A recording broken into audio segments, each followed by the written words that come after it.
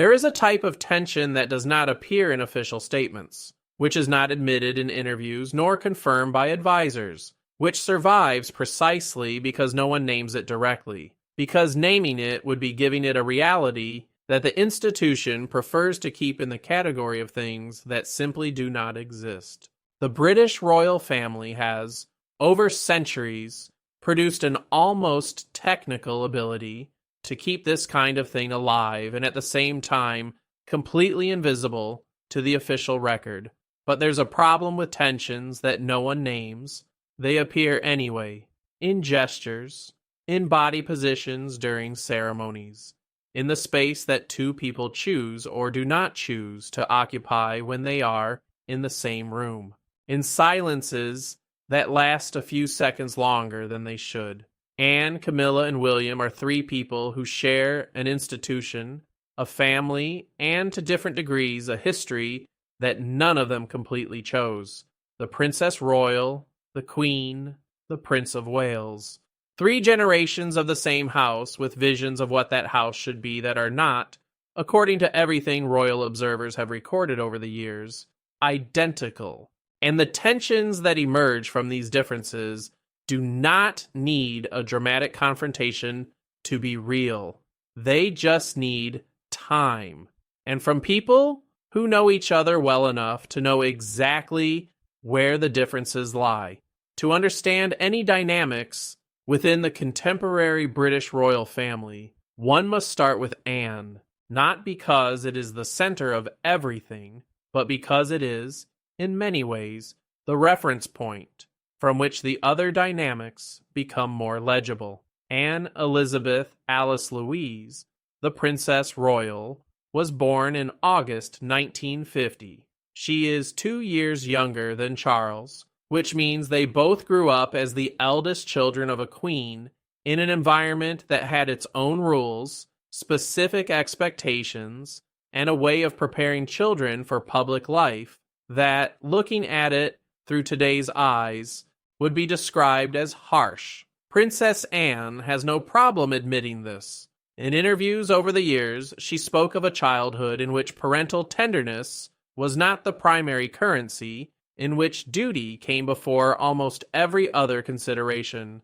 and in which learning to function without constant approval was a non-optional skill. This background produced one of the most respected and consistently admired members of the royal family. Anne has a reputation that spans decades of discreet public work, of presence in causes she truly embraced, of a frankness with the press that oscillates between refreshing and disconcerting depending on who is on the other side, and of an ability to ignore what she doesn't consider relevant that very few members of the royal family have managed to replicate. She is not loved in the effusive way that Diana was loved, but she is respected in a way that has much more to do with what she does than how she appears. What defines Anne above all is a specific combination of institutional loyalty and personal independence. She is deeply committed to the monarchy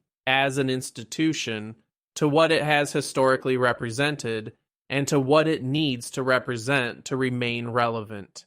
And at the same time, she has her own opinions, sometimes divergent from official positions, which she does not completely suppress just for the sake of convenience. This combination produces a person who is both one of the most reliable pillars of the royal family and someone who in certain situations can be completely unpredictable to the structures that would like to control every variable. Anne completed, according to the royal family's public records, more than 20,000 public engagements throughout her working life, a number that places her among the most active members of the institution at any given time. She does this with little fanfare, with a small crew, with a style that is deliberately anti-theatrical. This way of operating is not performative modesty.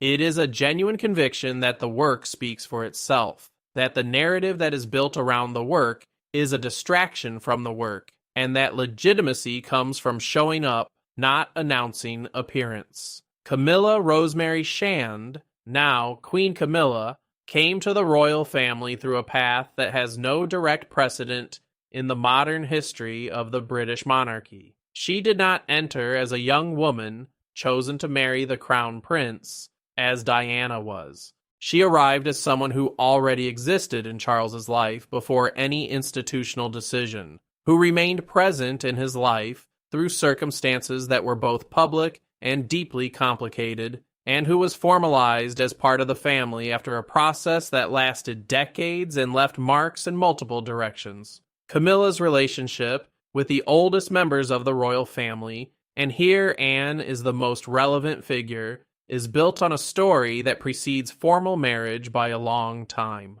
Anne knew Camilla before Diana appeared in the story. He knew the nature of her relationship with Charles at a time when it was not yet a direct public issue, and he navigated this knowledge for years in an environment where what one knows and what one chooses to say are often very different things. What royal analysts and journalists who have covered the royal family closely have noted over the years is that the relationship between Anne and Camilla has never been characterized by the kind of overt warmth that Camilla developed with some other figures around Charles. There are no documented reports of a close friendship.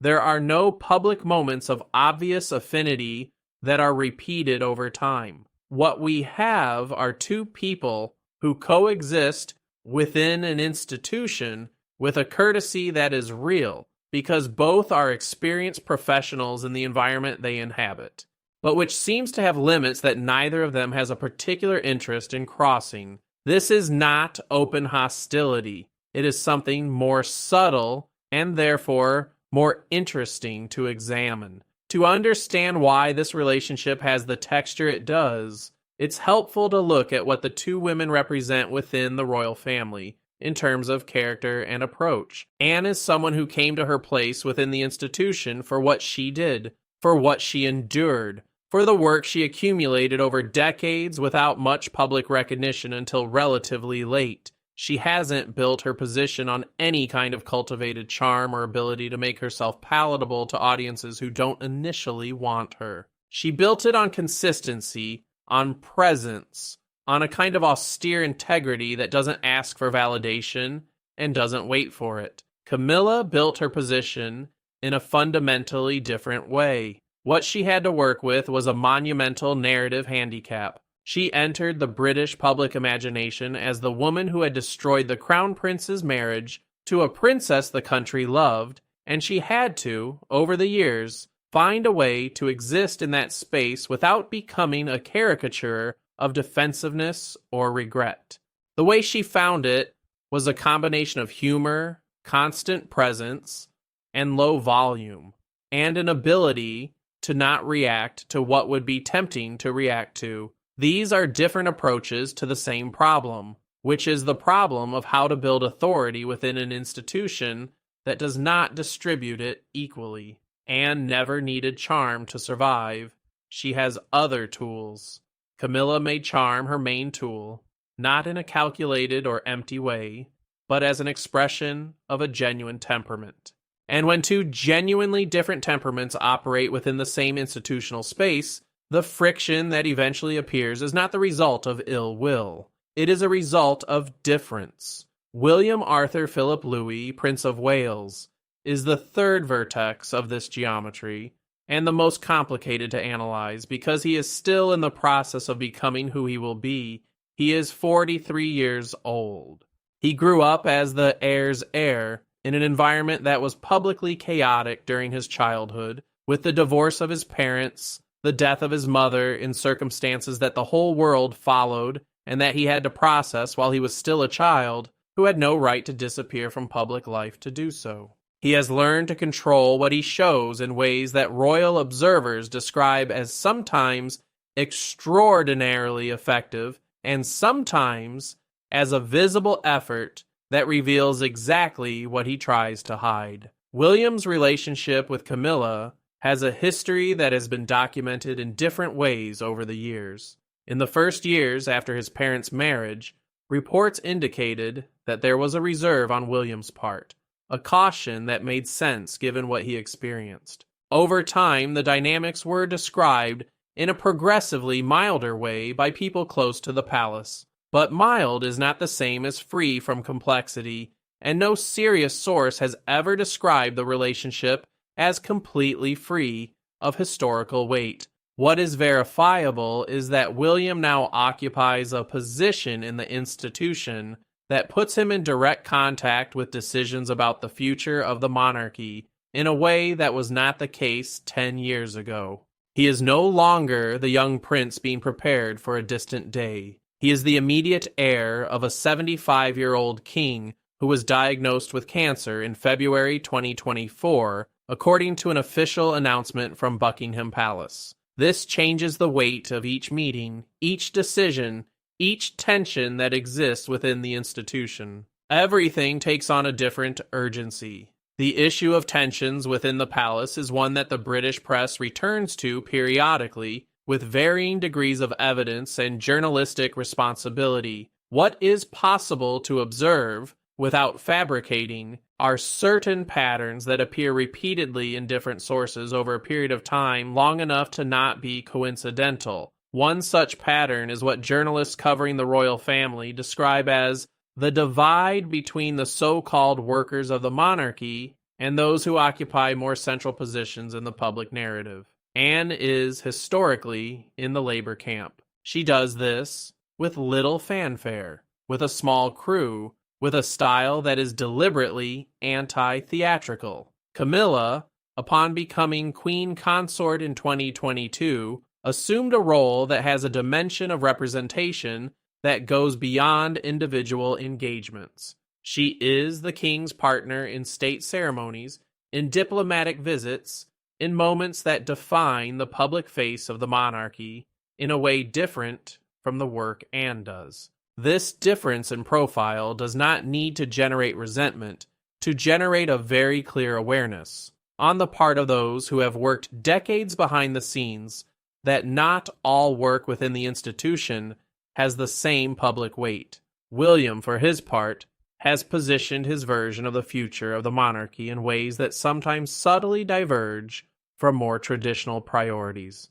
Her public talk about mental health, her emphasis on causes like environmental protection, her willingness to talk about her personal life in contexts that older family members would consider overly private, all point to a vision of what the monarchy should be that is not identical to Anne's, nor necessarily to Charles's. Here, the most honest analysis needs to clearly recognize its own limits. What happens within the walls of the palace, what Anne says to Charles in a private conversation about William's communication choices, what William thinks about certain aspects of the way Camilla has navigated her rise, what Camilla feels about the position she occupies within a family that has received her in very different ways at very different times. None of this is accessible to outside scrutiny in a verifiable way. Any specific claim about the content of these private dynamics would be fabrication, and fabrication of a particularly irresponsible kind because it would involve attributing thoughts and feelings to real people who have not expressed them publicly. What is possible, and what has genuine value, is to look at public patterns and ask what they reveal about underlying tensions. One of these patterns is the way each of these three characters relates to the press. Anne has a relationship with the media that is, in simple terms, one of functional mutual distrust. She doesn't need the press to build her reputation because she has built that reputation through work and time. And the press, which she often treats with undisguised impatience, knows this. Camilla has developed over the years a considerably more managed relationship with certain media outlets, an ability to appear favorably in coverage that, at other times in her life, would have been merciless. William has a relationship with the press that is, according to those who observe it closely, the most strategically calculated of the three. He learned from what happened to his mother, from what happened to his brother, and from what happened to his father at different times.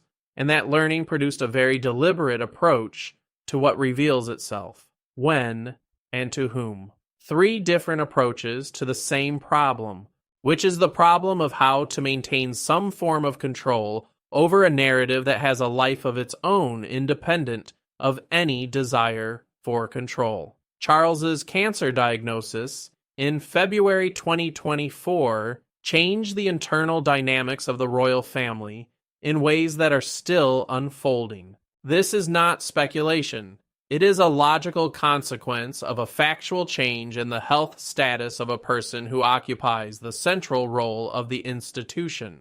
For Anne, who has a relationship with Charles that is consistently described as close and loyal, the news had a personal dimension as well as an institutional one. The two grew up together in an environment that did not produce easy expressions of affection, but one that produced loyalties that last. Anne has been described by people who know them as someone who supports Charles in ways that rarely appear in public records, who appears when necessary, and who does not advertise that appearance. This kind of silent loyalty is in some ways the most expensive form of affection such a family produces. For Camilla, the diagnosis brought to the fore a responsibility that she took on when marrying Charles, and that now has a different weight. She needed, over the months of treatment, to remain queen in a functional sense, to maintain public engagements, to represent the institution at times when Charles was unavailable, while at the same time being by any reasonable human account of how a couple's life works, managing the private anxiety of those who see the pair face a serious illness. This is pressure of a different order than anything the protocol paper could have prepared. For William, Charles' diagnosis accelerated a transition that was inevitable, but that, in the abstraction of the future, always seems further away than it ends up being. The heir, who was preparing to eventually take over, came into existence in a present much closer to that moment. Their choices, their public statements, their positions on issues involving the royal family, everything started to have a different weight because the horizon became shorter. There is a particular tension within the contemporary royal family that appears frequently enough in accounts from people who cover the institution to merit careful analysis. The tension between the monarchy as it was and the monarchy as it needs to be. Anne represents, in many ways, the purest version of the first category. She grew up at a time when the monarchy operated under rules that had existed for decades, when discretion was an absolute value, when work spoke for itself without needing a constructed narrative, and when distance between the royal family and the public was considered necessary and even desirable. She has internalized these rules not just as external policies, but as part of who she is. William represents, with equal clarity, an attempt at a different version. He grew up at a time when the monarchy was being challenged in ways that previous generations had not experienced to the same extent. He saw what isolation and opacity did to the history of his parents' marriage,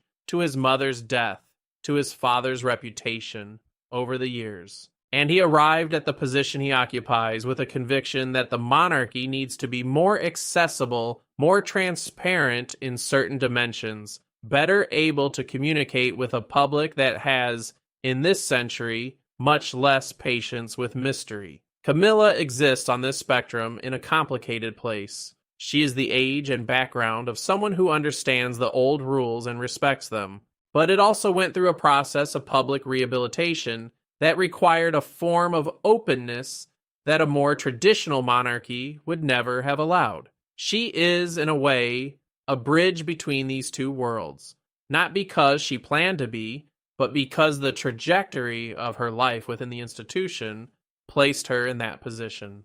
There is one element of this story that royal family analysts return to often, and that has to do with the role that Diana's memory plays in the dynamics we are describing. Diana Frances Spencer died in Paris on August 31st, 1997. This date is a milestone that structures everything that comes after within the royal family in ways that are not always visible, but are constant. For 15-year-old William, It was the formative experience of a loss that happened in public and that had to be processed in public, and that still appears in interviews decades later as something that has not been fully metabolized. For Anne, Diana's death was an event within a long and complicated history with the woman who had married her brother and who had a relationship with the royal family that was never simple. Anne and Diana have not been described by any serious source as close friends. They were people who inhabited the same institutional space with visions of what that space should be that differed on fundamental points. Death did not simplify this story. She made it permanent in a way that cannot be revised. For Camilla, Diana's death was the beginning of the most difficult period in her public life. The hostility that followed, the level of blame that the British public directed at her in the months and years that followed, was a pressure that would have destroyed many people, and one that she came through in a way that those who have observed her closely describe as remarkably composed. Remarkably, but not without cost.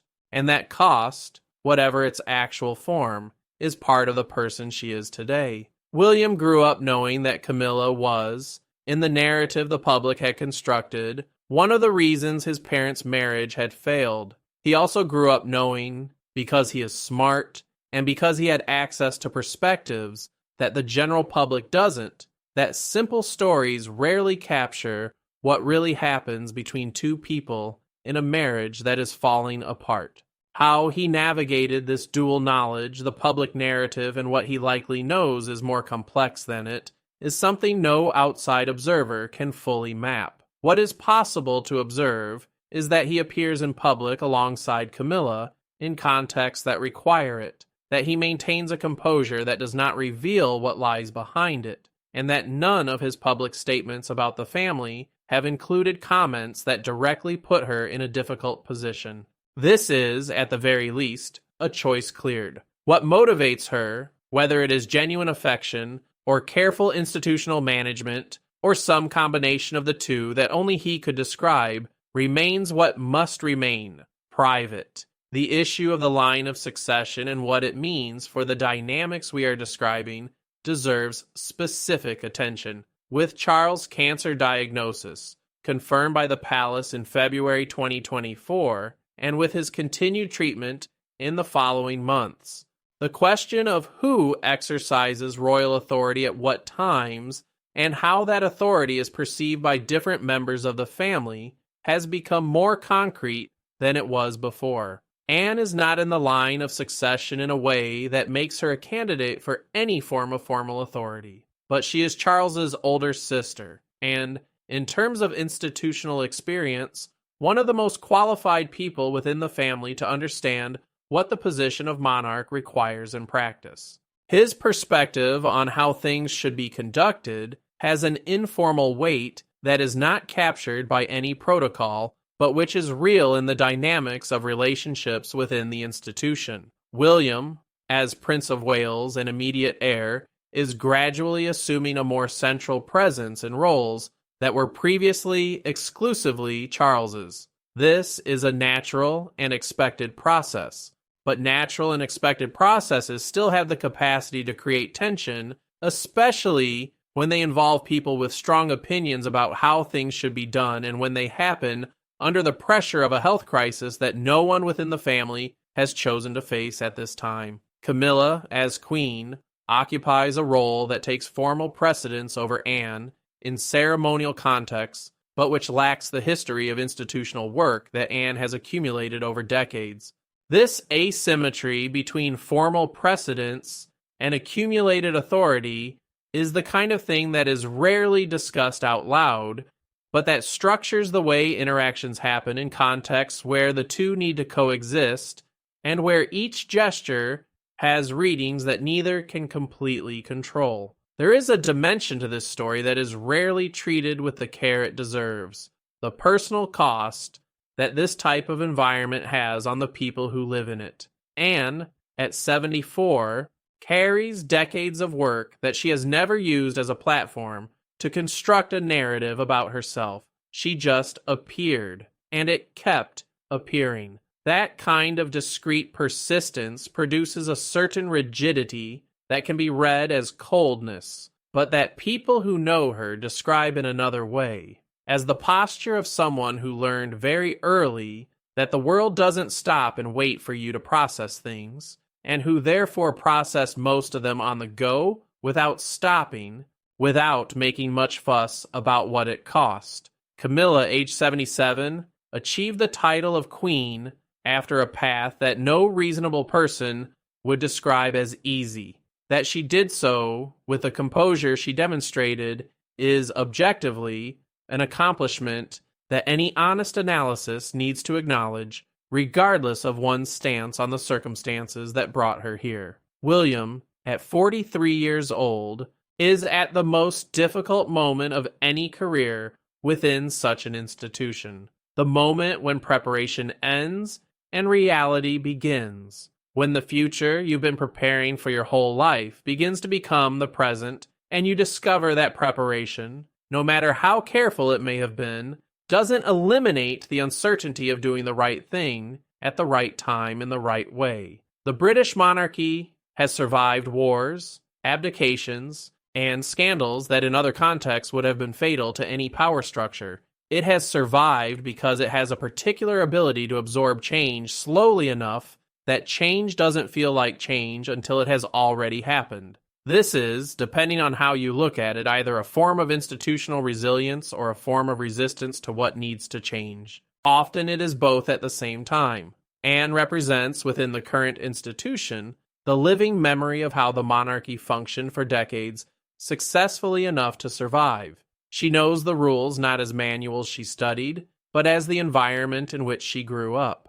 And there is a difference between knowing rules as text and knowing them as experience. Those who learn them as experience tend to resist changes to them more, because changing the rule is, at some level, questioning the validity of the experience that it structured. William represents the generation that grew up seeing what happens when the rules don't adapt quickly enough. He saw the institution shaken in ways that left marks that are still visible. Harry and Meghan's estrangement, regardless of where each person places responsibility for it, was an event that revealed royal fractures within a family that the palace preferred to present as a knife-eyed. Diana's death brutally showed the cost that institutional opacity can have when faced with personal tragedy. Camilla, in this context, is perhaps the most interesting example of all. Someone who forced the institution, unintentionally in many moments,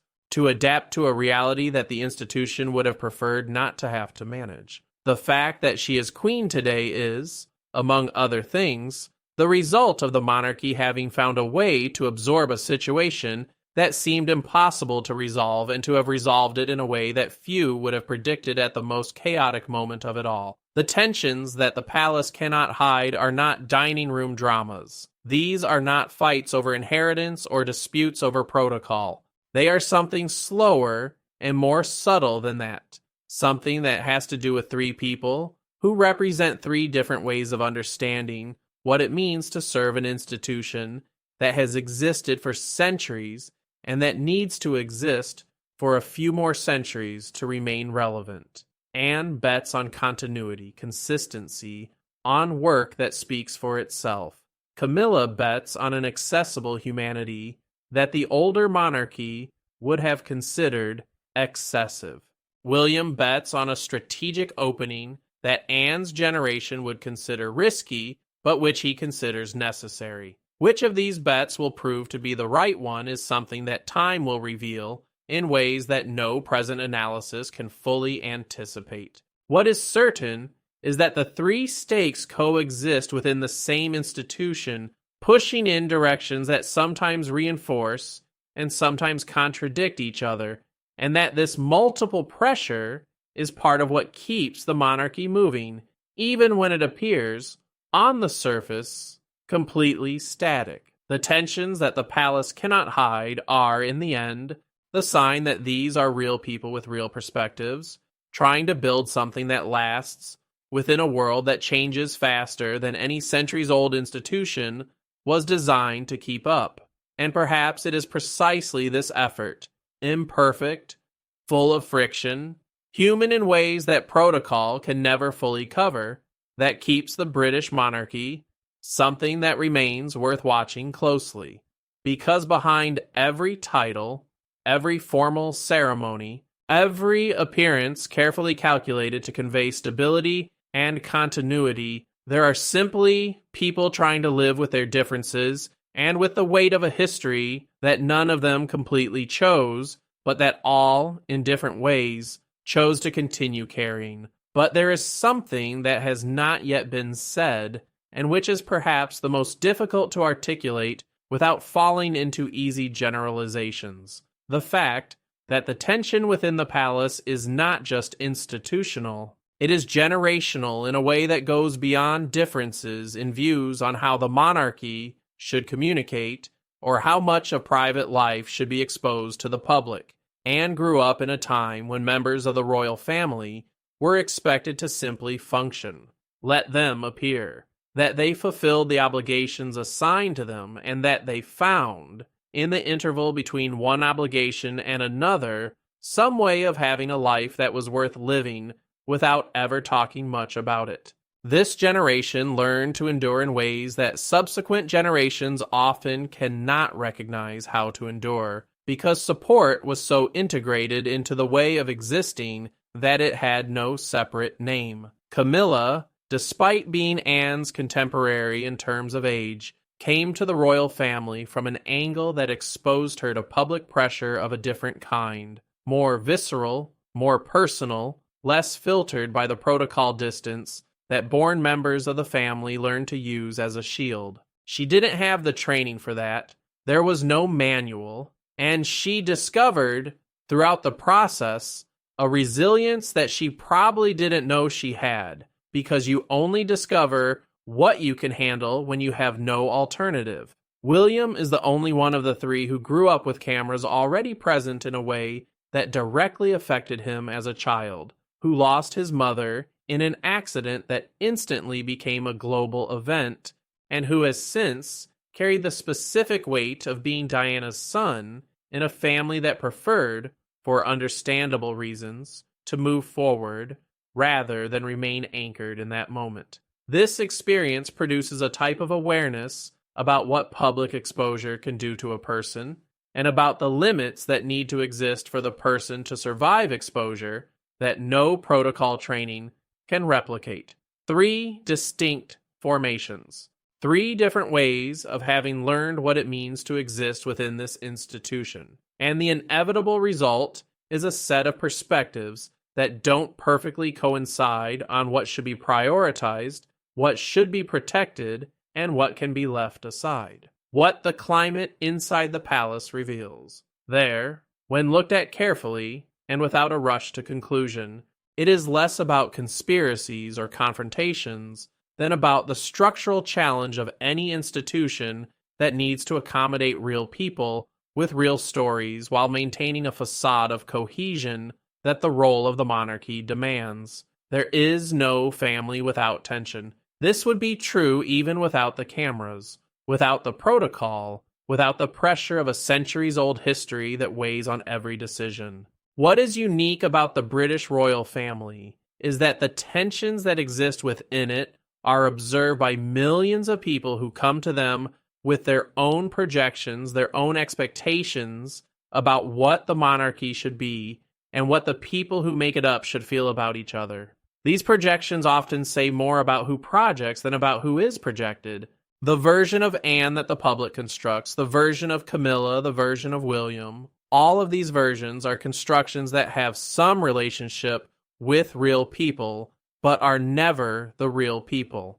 And the tensions that the palace cannot hide are, in part, the result of these constructed versions colliding with the much more complicated reality of 3 human beings who have to, day after day, find a way to function together within a space that was not designed to be comfortable, only to be durable. Lasting, after all, is what the British monarchy has been, against all predictions and despite all crises. And if Anne, Camilla, and William, with all their differences, and with all the weight of their separate histories, can keep this going for a few more decades, that will be the legacy that matters. Not the gestures that the camera captured, not the silences that the press interpreted, but the simple and extraordinary fact of having continued, of having shown up, of having done the work when it would have been easier not to.